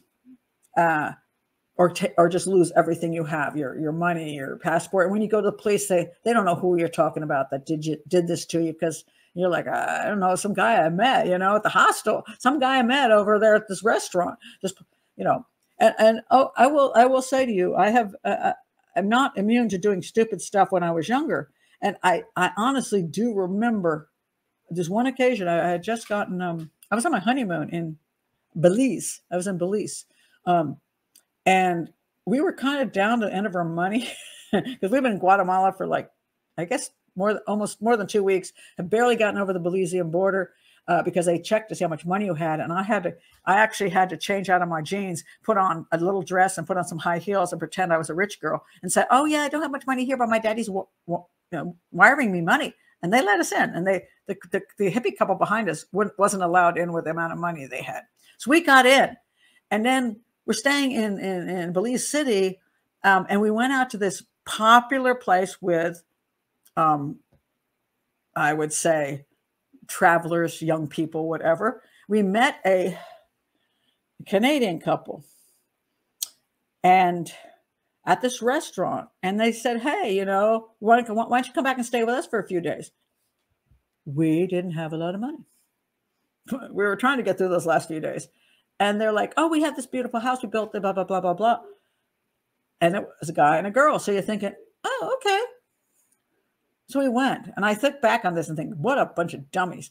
I mean, so we get in this people's car and we're driving freaking through the jungle and it's night. And I remember thinking, holy crap, it was dark and there was no lights anywhere. And we drove for so long into the jungle. And we finally get to this place, this little house, like a cabin in the jungle. And I swear to God, we went into their house. They showed us where to stay. I thought we were going to be murdered. I really thought we were going to be murdered. It was scary. And luckily, the morning came and we woke up and the jungle was beautiful. There were birdies and monkeys, and the Canadian couple were lovely people. They smoked a lot of weed, but they were lovely people. And they did just enjoy some company. That's where they were looking for, some company to spend time with. It was all good. But it could have not been all good, because why the hell were we hooking up with two people we had no idea and going into the jungle with them? It's risky. So this is what these backpackers did, throughout all the backpackers that this guy hooked up with, especially when he had women with him. They all fell for it because, oh my God, somebody's treating us nice, giving us a free place to stay, giving us food, drugs. Woo, we're having so much fun. And then they ended up dead. And the parents did not know what happened to them, because in the 70s, again, there was no phones to call back home on and all this texting going on. You just went overseas and you sent letters back. And eventually what happened is the parents weren't getting any letters anymore. So that's when they started contacting the embassy and saying, what happened to our kids? Well, they were long dead. And half the time people didn't even know who the kids were for a long time. By that time, Charles Sobhraj was in another country because he'd stolen their passports and was moving along to another location. The guy was a very slick, very convincing, very attractive, very sexy, very, he had an allure, and there's no question. Now, the Indian detective, if you're looking at the documentary, and also the one that sorry, what happened to my thing here? Oh, I want to put, where'd it go? Okay, this one. The Mayor Charles. You have the Indian detective in this trying to chase him down. and finally catching him. But he says, God, he's a devil. He's a devil, but extremely cunning, extremely attractive. It's I say it's hard to tell in this movie because it was portrayed badly, but in this movie you can sort of see it. And I think that's important to understand that's how he was. But again, I'll say at the end of this, and I'll go to your questions now and your comments, I don't view him as a serial killer. I think it's an incorrect term. He never selected a person for it's just his own little psychological thing where he's going to grab that person and do things to them just so he could get his cheap thrills. And that might usually include sexual assault, but not always. He was a 100% con artist criminal who took advantage of everybody for their money and for what he could live the way he wanted to live, which was to move around, eat the fancy food, have this freedom he wanted to have. And he just didn't care about people. And he certainly didn't care about backpackers because he thought they were just scum. He had a real nasty attitude about backpackers. And again, it could just be made up to make them victims, like reasonable victims. In other words, maybe he really didn't have an issue with them, but he's just saying, I don't like them because they're drug using, dirty creatures. And therefore, whether I killed them or not didn't really matter. They just kind of deserved it. So he's giving himself a excuse for doing it. He may not have thought that. He may just say that. But he did pick victims that were easy to victimize, easily entranced by him, easily suckered into criminal activities as well, and not to be missed for a really long time. Same like hitchhikers and prostitutes. Often the guy who kills them doesn't get caught for quite a while. He made a lot of mistakes and he ended up in prison.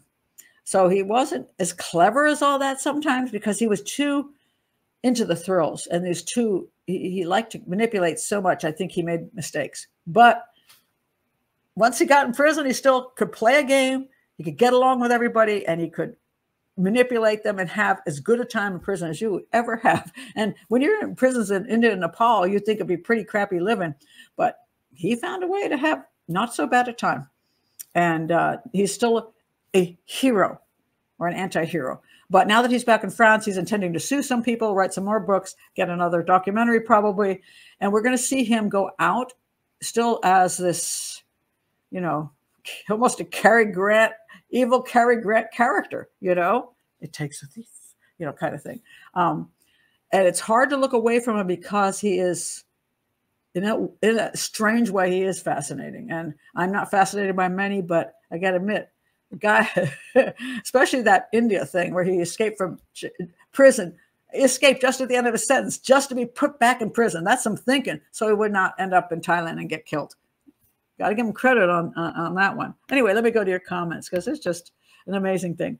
All right, so Lisa N says, that Indian detective was a standout in that YouTube doc. Seemed to really understand what he was dealing with. Yeah, I think he really did. I think that was so cool. Go watch May or Charles because he's being, that's who he's playing. There's an actor playing his role. But you see him struggling to catch this guy and just frustrated over that this guy is so slick and so conniving. And yet people just keep falling for it. And he's, it's a fascinating, but I think he's right. He's a devil. He's a devil. But he's an attractive devil, and that's a problem. Joe says, Sobhraj seems to prove the point that the most dangerous psychopaths are the ones that women want and that men want to superficially be like. Oh, Joe, that's brilliant. Can I steal that? I love it. I actually, that is absolutely so correct. The Charles Sobhraj is, I think that, yes, I think women want to have that amazing romance stuff. They want to be charmed. They want that kind of animal sexuality and sensuality. They want all of that. And they don't necessarily want, in the long run, they might want to marry a good man and have children and a lovely home. But especially when young, oh my God, the thrill of having this adventure with this guy is just amazing. And you're right. For the men, they're like, dang, I want this to be my bro, and I want him to teach me everything he knows. I think that's true. And by being next to people, this is very important. That's why a lot of people like to be near to famous people or to spend time watching famous people like the Kardashians, even because they're hoping that whatever they are, like somehow rolls onto them and makes them get more of that life that they can't get in a normal circumstance. I think that's quite true. So, Joe, I think that's my favorite statement here right now. I think I'm going to take a picture of it. I'm going to take a picture. I do a screenshot, but I can't do it on this computer. I can, but it's hard. Anyway, that was great. That was a great comment. Absolutely great. Antini says, Pat, if you haven't seen The Company of Strangers, you should. I know the name of that. What is that? Tell me what it is, because I do know the name of it. Yes. Oh, the diplomat Herman. Is it Knippenberg or Knippenberg? I don't know how to pronounce his name now. Yes. I mean, he was a young man. He was just a junior there, a junior diplomat. And it's fascinating to see. He bugged him so much that these two Dutch kids disappeared and nobody would do anything. The locals wouldn't go after it. And his own people in his own department are like, yeah, whatever. It's not our problem. Some hippies disappeared. And it bugged him. And when he found out that he pursued it and found out they were dead, and his wife was extremely helpful too. I mean, it's amazing what he did. And that's what I think the Netflix one really brings out. It's mostly, I think the Netflix thing is more about Herman and his wife, and also let me just remember the other woman's name, which is, gosh, because she was amazing too. No. That's the wife. Oh, what do I know? Wait a minute. Oh, wait a minute. Hold. Sorry, I've got your comment on the thing and it's blocking. Okay. Angela, that was the wife, and then the other woman that was so involved in this, Nadine. As you can see her in the documentary, but she's also very prominent in the Netflix thing. She was the one that really also helped Herman and his wife nail this guy. And she took a lot of risks. You got to give credit to them, because they had to be terrified that this guy would kill them.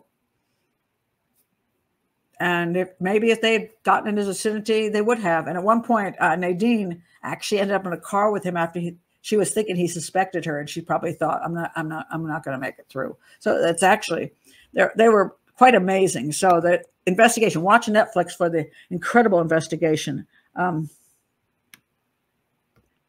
Florence says, the Stones wrote a song about it.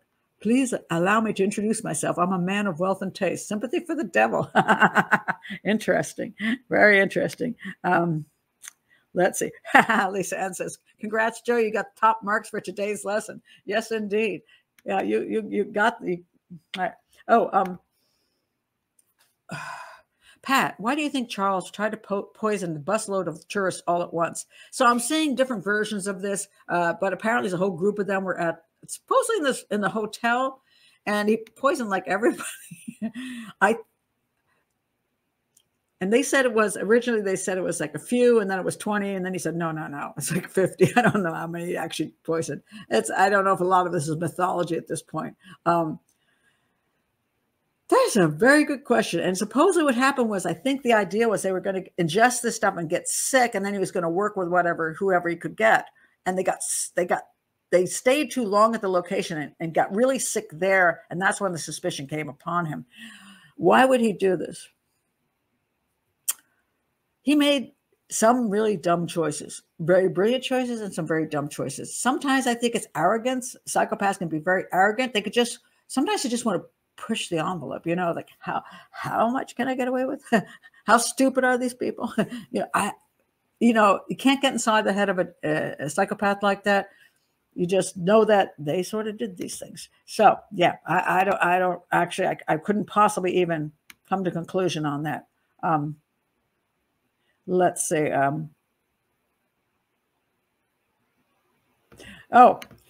Lisa N says his main grounds for appeal seemed to be that he had bribed the judge and prosecutor, so he couldn't see how he could be found guilty. Yeah, he did a lot of interesting stuff where he tried to bribe people. He had his lawyers working on things, all kinds of weird stuff that he would do, and then he'd make these claims, and it was quite amazing. It's interesting. He failed in a lot of his claims, so I don't think he was really good at it. But I do think he amused himself while he was doing it. I think Again, he likes the center of attention. He likes to say everybody else is wrong and he's right. And so that you see a lot of.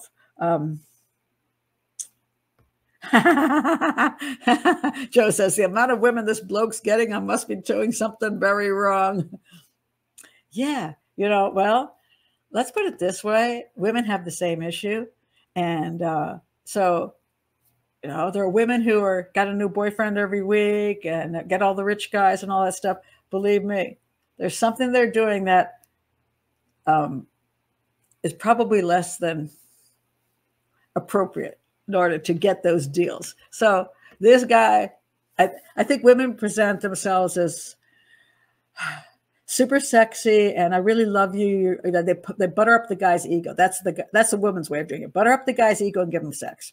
I'm just going to be straight up. That's the way women do it. Men like to tell women everything they want to hear. Like, I love to walk on the beach, and I like to read, and I like romantic dinners. And women's like, oh my God, that's exactly what women like. And if he can give them a little bit of the bad boy with a little bit of the beauty of this romantic relationship, women will fall for that in a heartbeat. That's why psychopaths in prison have so many girl pen pals. And you should see the stuff they write. I'm going to do a whole show on that one day. I'm going to have the guys, regular guys on like Match.com, and their horrible, horrible profiles. And then the profiles of psychopaths in prison. And I'll tell you, if you didn't know which one was which, you would pick the prison dudes every time. They are so much more attractive, so much sexier, so much more romantic, so much more understanding, so much more giving than the guys on Match.com, which you just go, oh, that guy's a creep and a loser. Psychopaths are good. They know what you want. So users know. Users know what to do. So I guess, Joe, you're not a user. That's a good thing.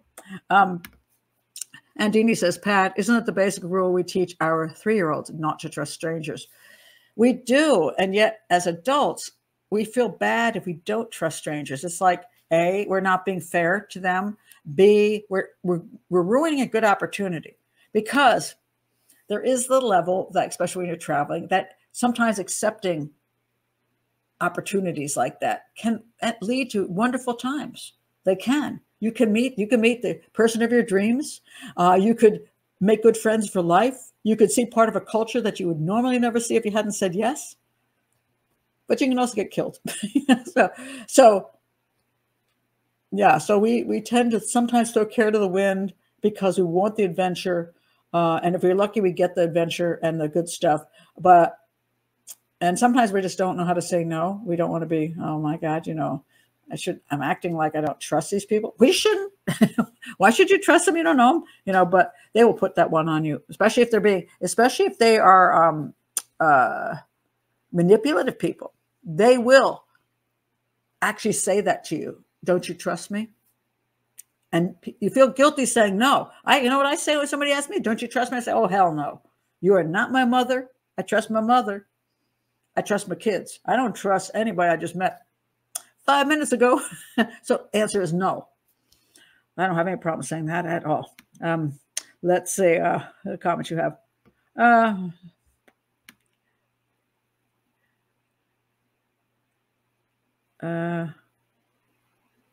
Wow, what's this one?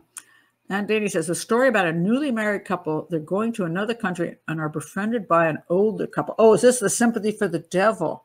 Ah, okay. I'm going to have to look that one up. I'll have to check it out. Yes. As far as the crimes go, getting passports and money. Again, you think that hitchhikers wouldn't carry much with them, but a lot of times the thing is they don't have work where they're going. If they're going to do a 6 months, let's say they're going to do a 6 month trip to Asia, 6 month trip to Europe. Even if you're staying in hostels, you got to pay for your lodging, you got to pay for your food, you got to pay for your transport. So you got to have money, and you're not earning it. So you're going to take with you. Usually in those days, a lot of traveler's checks, which they cashed. He and his girlfriend were cashing traveler's checks. Steal the traveler's checks, and it might be you have $1,000 worth of traveler's checks.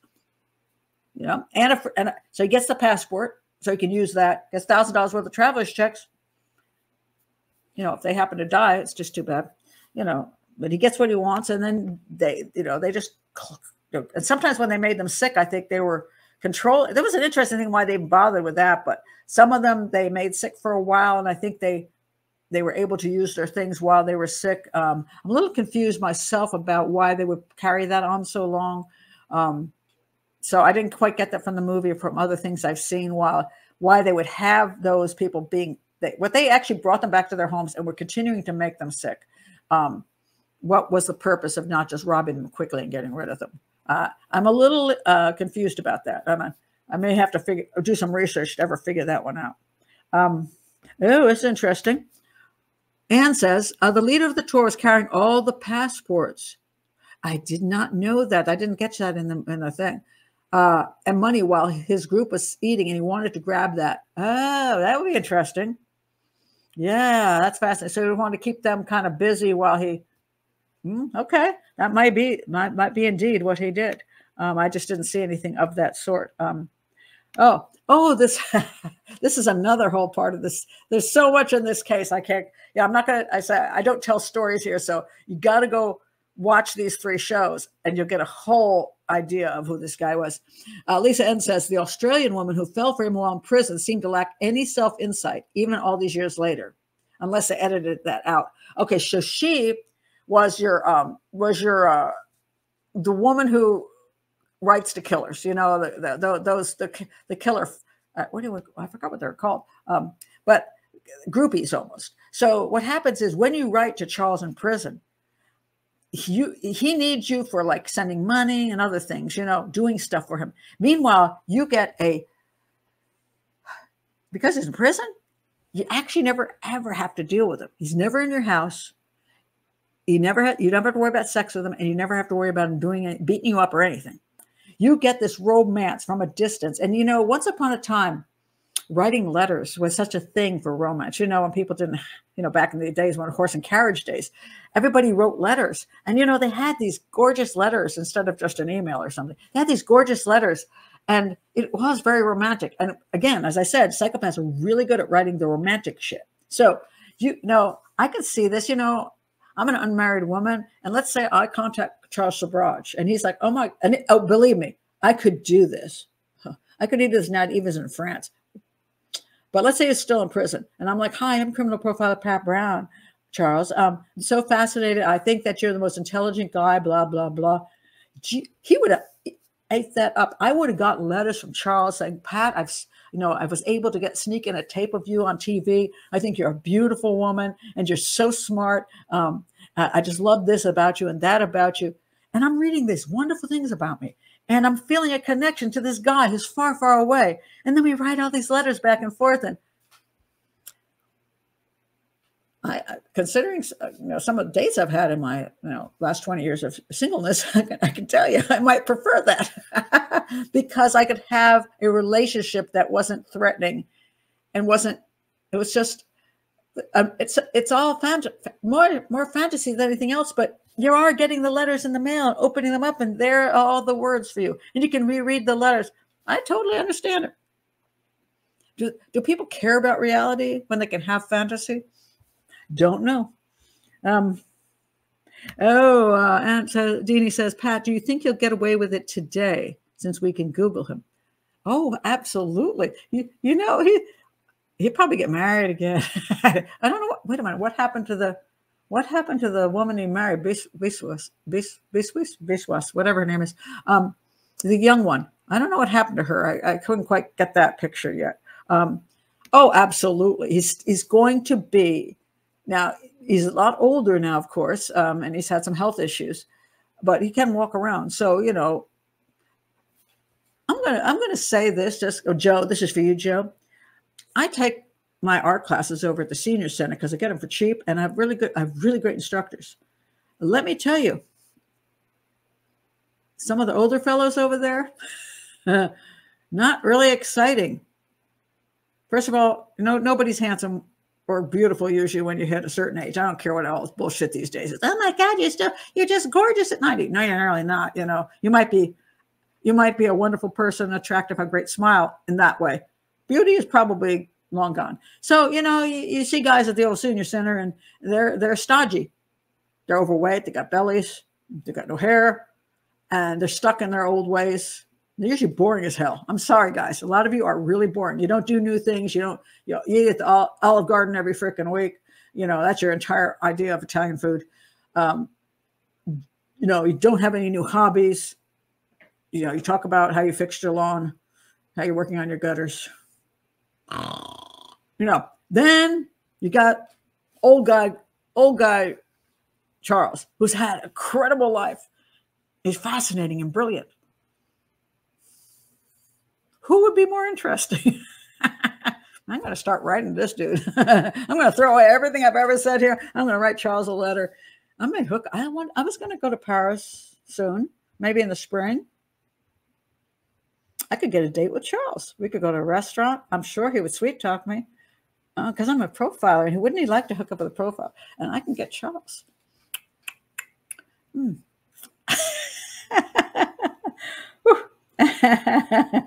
Oh my goodness. Oh yeah, there's a Tinder swindler who could pass for a prisoner. I don't like Tinder swindler. Yeah, he didn't do much for me, but he did a good job. He did. Let's see. Joe says it's easier to fall for a fantasy that never disappoints and always thrills, rather than frequent I can't pronounce this, mundanities of reality. This is true. This is what I'm saying about the guys down at the old senior center. It's real life is there's a lot of mundaneness in real life. There's you got to wash clothes, you got to clean house, people burp, they fart, they're old geezers, can't get it up, what I mean? That's the way life is for women. For the guys, your women at my age take your clothes off and they're like, lights off. It's life. But to have the fantasy, and that's why a lot of people go online and do catfish to an extent, not necessarily that they're going to date the person, but that, for example, I can go on with my my much better thumbnails, right? Because I can use FaceApp. I can be prettier and younger, like 40-ish, and then I could talk to somebody and they see me that way and not this way, and we can have this kind of I can present myself at 20, and I can talk to a 20-year-old guy the way I used to talk to guys when they were 20 and I was 20. I can play the fantasy out in my head. It might be a whole hell of a lot better than going with some dude to Olive Garden.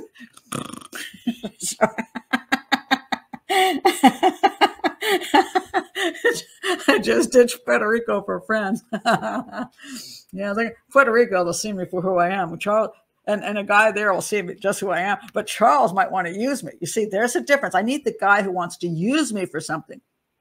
Maybe he can come on my show. Oh, wait a minute. I just figured it out. Charles, I'm going to do a collaboration with Charles and have Charles come on my show every week and teach us how to catch serial killers. I'll get Charles Sobhraj. Yes, I will. Let's all pitch in for Pat to go to France for Charles. Let us know how it goes if you do. Oh my God.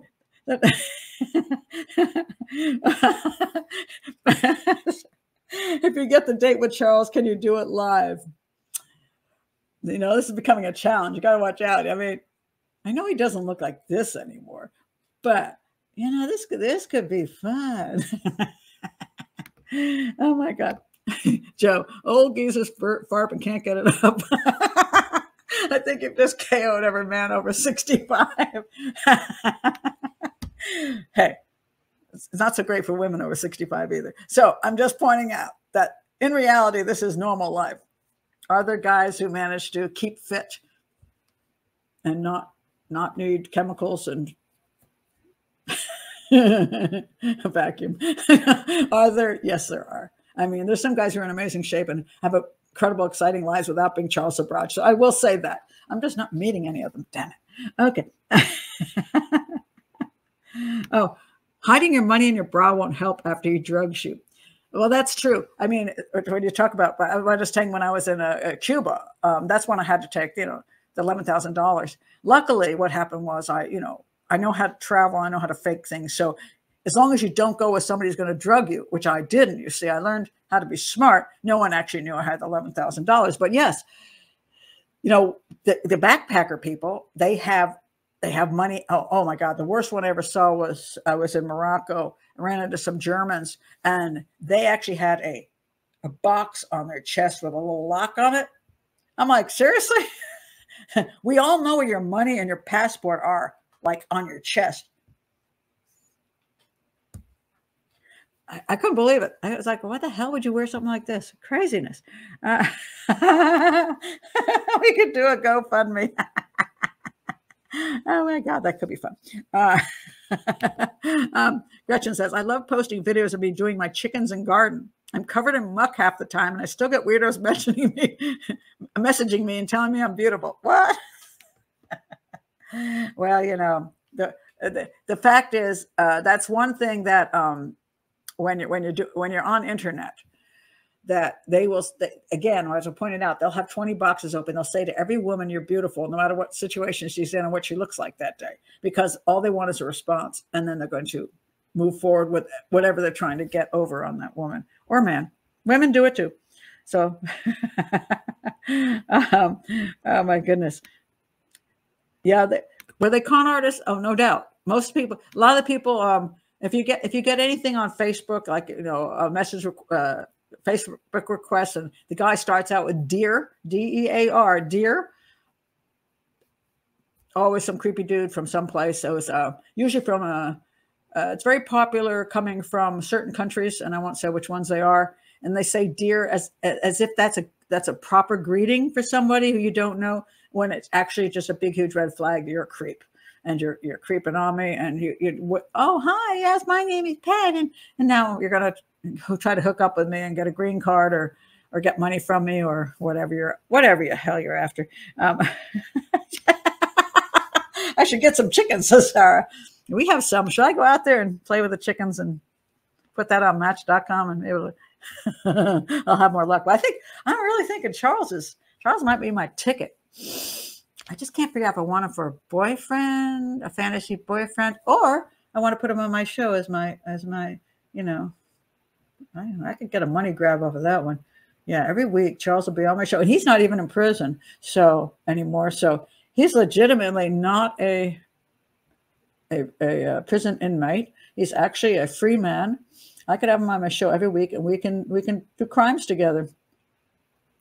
Yeah. Oh Lord. Anyway, I don't know how the show went to this direction, but apparently it has. But this is what Charles will bring into your life. It's totally it's fascinating, not because he killed a whole bunch of people and is a psychopath, and but just that it went on for so long, over so many decades, and in so many countries, and he didn't always get away with it. It's not that he did. He got away with so many crimes. When he was asked how many crimes you commit, it's like, he couldn't really come up with a number. Oh, I forgot to show this one, which makes me laugh. He's on this show, and where is it? He's on this show. Did I put it over here? Okay, maybe it's over here. Maybe I forgot to put it up here. Dang it. Did I do that?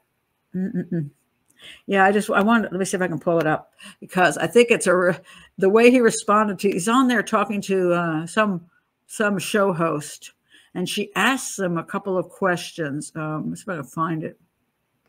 Oh, did I forget to send it over? I did. But she asked him how many people he killed, and you have to watch the documentary for that one. But he just smiles, and he's like, doesn't really answer her question because he's killed a lot, and he's proud of it. He's proud of what he could get away with. And so I can't find that one. Just amazing. So yes, those three, the two movies and the documentary. I don't necessarily like to bring infamy to, I call him a multiple killer and a psychopath. But he's not like, only reason I'm more willing to do it is because he's not a mass murderer. Please understand the difference. A mass murderer, when they commit a crime, like going to school and shooting up a bunch of kids, I will not talk about them. I will not show their face. I will not use their name, and I will never do TV about them. And that's how. I almost supposedly stopped my TV career over refusing to talk anymore about mass murderers. Because when you give infamy to that one mass murderer, you inspire a whole bunch of mass murderers that are sitting in their basement. All these losers going, well, if I could shoot up more kids at school, I could get my name in the paper in my face. This guy is not that kind. He will commit his crimes regardless of anything, okay? He's just an outright 100% criminal. And serial killers, generally speaking, and I don't call them one, serial killers, generally speaking, are the same in the sense that they will commit their serial homicides with, and they actually don't want publicity. They want to get away with it over and over and over and over again because they want to keep doing it. Now, if they do get caught, then they'll go for infamy because what the hell? I can't kill anymore, so I might as well get books and Netflix series written about, done about me. That's different. But their actual crimes, they want to get away with them. This is why I also say with the Idaho case, I look at that as it's a kind of a weird combo between, it's a one-off, I believe it's a one-off crime, mass murder, but a small one with the intention of getting back at society and an incel, getting back at women, and at the same time, getting infamy for the crime itself. Because if the guy who committed the crime is guilty, which he certainly looks like he is. Okay, if he committed the crime, he could have committed smaller crimes more often and not gotten any of that attention, but going into a house and killing 4 people at one time, especially beautiful, and they were beautiful. I'm sorry. Some people say, oh, well, they're not that beautiful. They were attractive. Everybody was attractive, including the guy who was attractive. So if he had gone in and killed some, I don't know, some not so attractive 50-year-old woman living with her cat, that would not attract attention. But this attracts huge attention. And I believe it's his first crime because he planned it so well. So I think he did want to get away with it, but I think he wanted the infamy too. So personally, I don't like to talk about him as much because again, I don't, it looks to me a little mass murdery, and I don't want to go on and on about him. So other people go, cool, I could kill off a bunch of college kids too. And well, I could get infamy, but this guy's going to do it anyway. Serial killers are going to do it anyway, because that's their thing. And the infamy, the fact that they get infamy later and attention later is a byproduct of getting caught, not their original intention, which is exactly why he wanted to go under the radar all the time, because he wanted to keep his lifestyle up. And so do serial killers. They don't want to get caught. I don't care. So once in a while, somebody will come out and say, oh, he wanted to get caught. No, he never did. Never. Serial killers never want to get caught. It's garbage. They want to keep going. They might enjoy some of the press about them because it gives them a private little thrill. But their point is to keep going. He wanted to keep going. But I do not consider him a serial killer. I consider him a multiple killer who only killed because it allowed him to keep going and doing what he did. That's why. So that's my theory on Charles Sobhraj. But I think, there are 3 great shows about him, which I think are all really good. Prolific that's another good word. Multiple killer, prolific killer. Yeah, that's a good word. He is prolific, that's for sure. But some multiple killers aren't as prolific. So I think I'll stick with multiple killers for anybody who commits multiple murders for purposes other than just this serial killer, momentary thrill. I think it's different. And I think if you were doing an investigation, you'd want to find out why these people are getting killed. Those girls weren't being killed for rape. They weren't being killed for that moment. They were being killed for their stuff. That was the purpose. And the guys too were being killed for their passports. And you want to look then for a guy who is this kind of guy, not a little weird serial killer someplace. No, this guy. And this guy wasn't hiding. He was out there being, dazzling people. So, yeah. Let's see. Oh, cool. Kickboxing. I like it. Kickboxing. I like boxing and kickboxing. And Joe does too, obviously, because he's Joe Stunner Boxing. Check out his channel. And, so you have a channel. Oh, wait a minute. So, okay. Oh, interesting. Hi, Benny. Oh, Ah, I didn't know Gretchen had a YouTube channel. Okay, karate. All right. Got great people here. Okay. So anyway, this is very true. Rika says, hi, Rika. You should have gotten the death penalty for all the people that he killed. You'd think, but apparently Nepal, if they had the death penalty, it should have been done. And they didn't. And Thailand did, but they didn't get him to too late. And India also does. But they didn't get him they got him for other crimes, but not for murder. So that's the problem. Anything left? Okay. So anyway, I think I'm going to stop it there today. I am heading to Puerto Rico tomorrow. So I'm going to be where the palm trees are and the iguanas are, and not Charles Sobhraj, but handsome Puerto Rican man. Okay. So anyway, I'll be down there. I will be doing the shows from down there, and people say, "Why you're on vacation, Pat, for 2 weeks?" Well, I'm testing the ability to continue my show when I travel outside of the United States, because in the future, since all my pets are dead and my plant too, I now have total freedom, and I'm no longer homeschooling my granddaughter. So, I have the freedom to move around to any place I want in this. What the heck is wrong with my clothes today? It's driving me crazy. So, you get this thing set up perfectly, and then you get on the camera and you're like, why are things looking strange? Anyway, so I now have total freedom to come and go, and I hate the winter. So I want to go away in the winters to any place that's tropical and warm, but I obviously don't want to quit my show. So I want to make sure that I can take it wherever I'm going and still make it work. So this is my first test in Puerto Rico. We'll see how it goes. And if it works well, then I can maybe go someplace else this winter. And then next winter, maybe I'll spend 2 or 3 months in another country, but still continue my work here, which is what I want to do. So that's why I'm doing it. And hey, just because I do some shows in Puerto Rico doesn't mean I'm not having a good time. I'm still going to have a great time down there.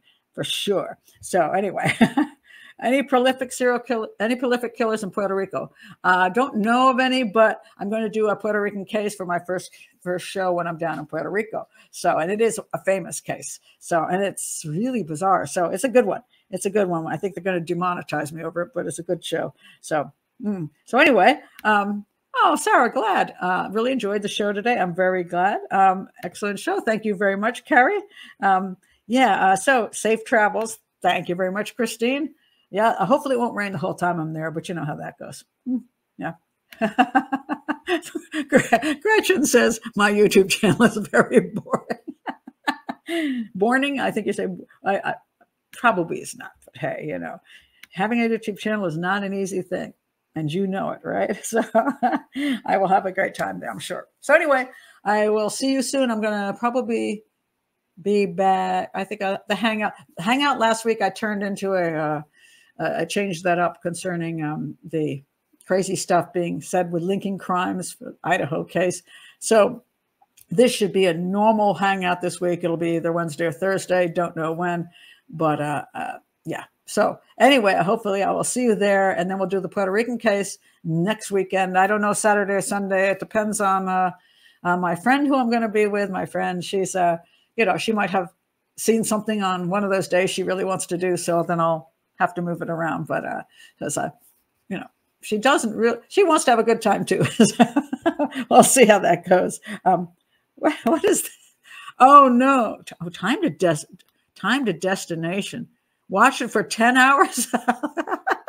Oh my gosh. Animated. Oh, the Time to Destination. I've seen that film. Yes, quite often. And you can watch the little plane go like this. Yes, it's very exciting.